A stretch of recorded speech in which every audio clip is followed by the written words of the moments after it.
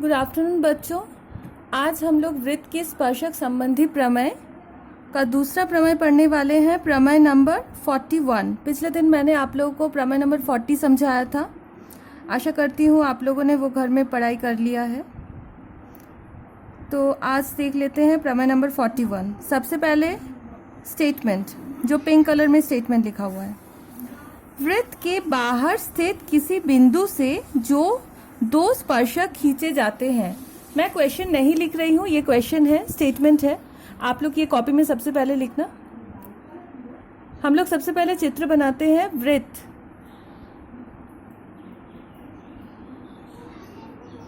वृत्त के बाहर स्थित किसी बिंदु से, तो मैंने इस वृत्त के बाहर एक बिंदु ले लिया और उसका सपोज नाम दे दिया है P। ठीक है। वृत्त है मान लो O केंद्र वाला, तो वृत्त का केंद्र है O। बाहर स्थित बिंदु से वृत्त पर जो दो स्पर्शक खींचे जाते हैं। मैंने मेरे पिछले वाले वीडियो में आप लोग को स्पर्शक क्या है समझा दिया था। देखो मैं दो स्पर्शक खींच रही हूं। ये स्पर्शक वृत्त को मान लो A बिंदु पर टच करता है, स्पर्श करता है, और ये वाला स्पर्शक वृत्त को B बिंदु पर स्पर्श करता है। ठीक है। तो दो स्पर्शक खींचे जाते हैं, तो दोनों स्पर्शक क्या नाम है, AP और BP, ये दोनों की लंबाई बराबर होगी। ये आप लोगों को प्रूफ करके दिखाना है, प्रमाणित करना है। क्लियर। तो इस प्रमेय में क्या क्या दिया गया है, हम लोग का सबसे पहला पाठ होता है, दिया गया है O वृत्त का केंद्र है, नंबर 1। नंबर 2, P बाहर स्थित एक बिंदु है। ठीक है। नंबर 3, AP A बिंदु पर स्थित वृत्त का एक स्पर्शक है और BP B बिंदु पर स्थित वृत्त का दूसरा स्पर्शक है। ठीक है। तो सबसे पहले हम लोग दिया गया है लिखते हैं।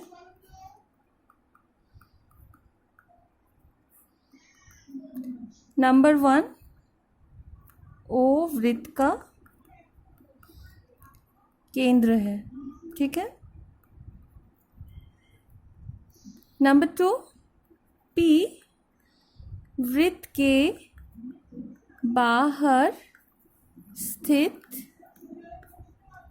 एक बिंदु है। आप लोग कहीं भी ले सकती हो। नंबर 3, AP A बिंदु पर एवं BP B बिंदु पर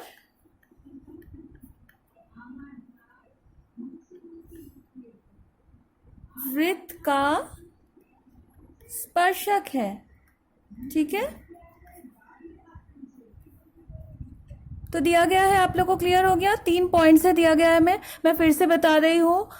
आप लोग बुक का चाहो तो बुक का भी लिख सकती हो। एक ही चीज है, बस मैंने थोड़ा पॉइंट वाइज कर दिया है। ठीक है। तो अब करते हैं, प्रमाणित करना है।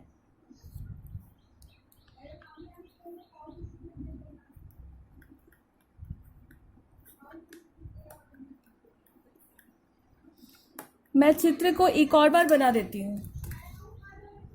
ये है वृत्त। आप लोग को दोबारा बनाने का कोई ज़रूरत नहीं है, मैंने डिलीट मार दिया है, इसीलिए मैं दोबारा बना रही हूँ।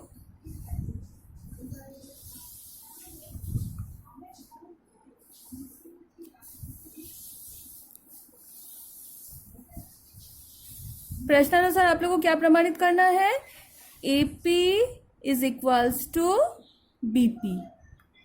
AP एक स्पर्शक है और BP एक स्पर्शक है, तो AP और BP इक्वल है, ये आप लोग को प्रूफ करना है। ठीक है। नेक्स्ट है रचना। इसको प्रमाण करने के लिए हमें क्या रचना करना है, हम OA को मिलाएंगे और OB को मिलाएंगे एवं OP को मिलाएंगे। क्लियर। तो लिख देते हैं OA OB एवं OP को मिलाया गया।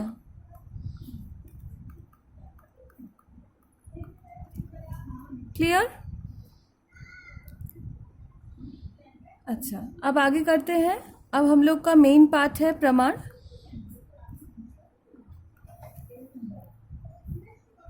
सबसे पहले देखो, आप लोग को दो त्रिभुज दिख रहा होगा, एक है AOP और दूसरा है OBP। ठीक है, तो हम लोग ये दोनों त्रिभुजों को सर्वांशम प्रूफ करेंगे। ठीक है, सर्वांशमता आप लोगों ने 8 में पढ़ा था। ठीक है, सर्वांशम प्रूफ करेंगे। चलो करते हैं।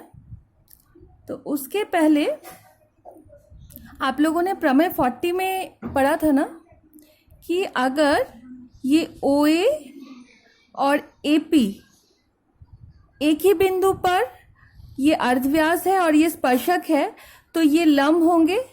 ये जो अर्धव्यास है इस स्पर्शक पर लंब होगा। तो प्रमेय 40 का आप लोग यहाँ पर स्टेटमेंट लिखोगी। ठीक है, तो स्टेटमेंट क्या था?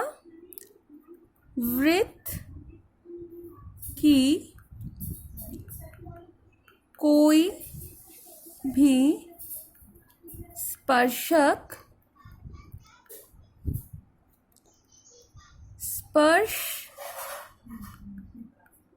बिंदुगामी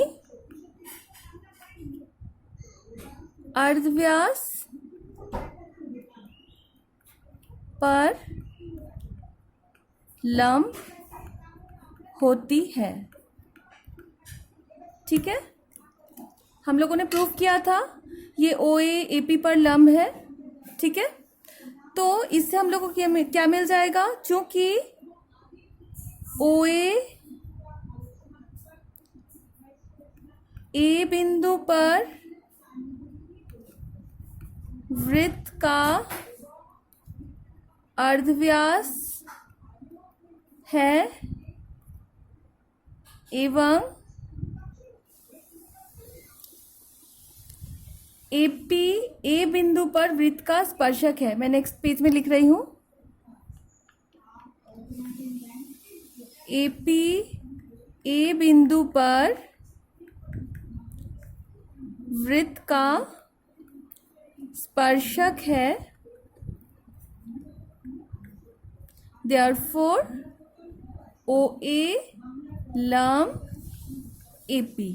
ठीक है, मैं चित्र को एक और बार आप लोग के लिए बना देती हूँ।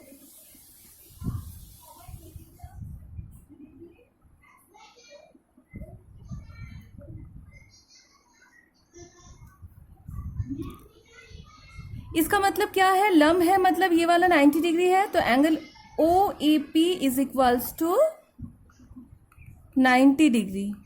ठीक है, इसी